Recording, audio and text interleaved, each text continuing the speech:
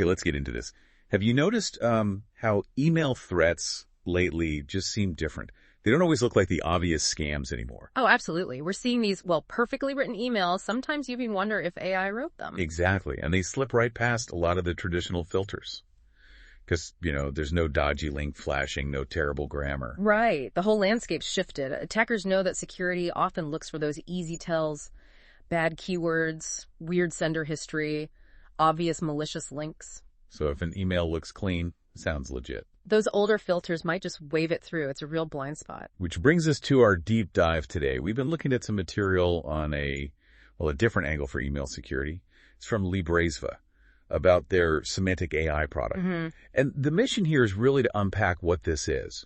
How does it add a genuinely new layer of defense compared to what else is out there? Well, the core idea that jumps out from the material is moving beyond just structure. It's about trying to grasp the intent of the email. Intent, okay. Not just keywords or patterns. Exactly. It's aiming for a deeper understanding, more like how a person might read it and think, does this actually make sense in context? That feels pretty critical for these sophisticated attacks, the ones that look perfect. Yeah, the material describes it as going beyond just word scanning. So how does it do that? Is it looking at the meaning?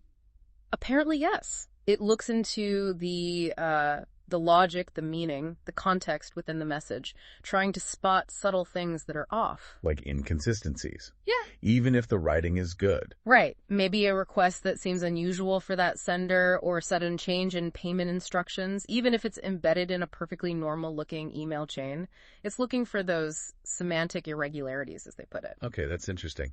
And the tech behind this, I saw it uses a small language model. Yes, specifically a lightweight SLM, around 100 million parameters, according to the material. Which is, relatively small in the AI world these days. Why an SLM?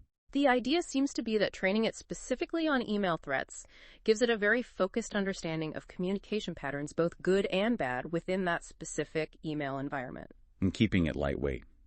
That must help with performance. Definitely. Efficiency is key for something that has to process email in real time.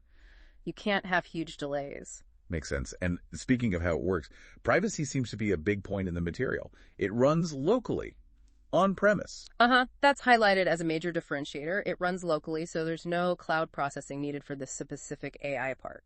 So no data gets shipped off somewhere else. Correct. The material emphasizes no data offloading, it doesn't train on customer emails, and no reliance on third-party AI services. That's huge. It means it can be compliant with local data rules right away. Exactly. Big selling point for regulated industries or anyone concerned about data sovereignty. Okay. And they also mentioned something called discriminative AI, leading to deterministic results. Zero entropy. What does that mean practically? So, discriminative AI is basically trained to classify. Is it this or is it that? Threat or not threat? The goal is a clear, consistent output.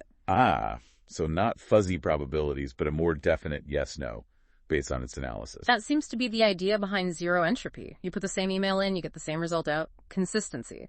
That helps build trust and hopefully reduces weird false positives you might get from less predictable AI. Right. Predictability is good in security. Now, what's clever is where it's used. The material says it doesn't scan every single email. No, it works in tandem with their adaptive trust engine, the AE.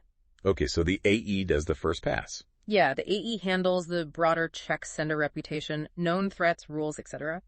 The semantic AI only kicks in for messages that get through the AE but might still be a bit suspicious. So it's adding that deep analysis only where it's most needed. Smart.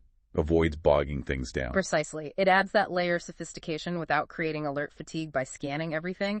It targets the potential gaps. And it's fast, too. The material mentioned CPU optimized. Less than a second delay. Which it needs to be, right? To slot into the email flow without disruption. So it's positioned to catch those really advanced threats, maybe even AI-generated phishing, by looking for those meaning-based anomalies, the semantic irregularities. Yeah, offering that kind of day zero detection before a specific signature even exists. It's about understanding the intent when the surface looks clean. So, thinking about this for you, the listener, if the game has changed and attackers are sending emails that just look right, then having a system that tries to understand the meaning and logic, not just the structure, feels like a necessary evolution. It's a different kind of defense. it complements the other layers, the ADE, sandboxing, AV, giving more confidence in the filtering decision. Keeps you better equipped against attackers who are definitely getting smarter and using more nuanced techniques. So here's a thought to leave you with.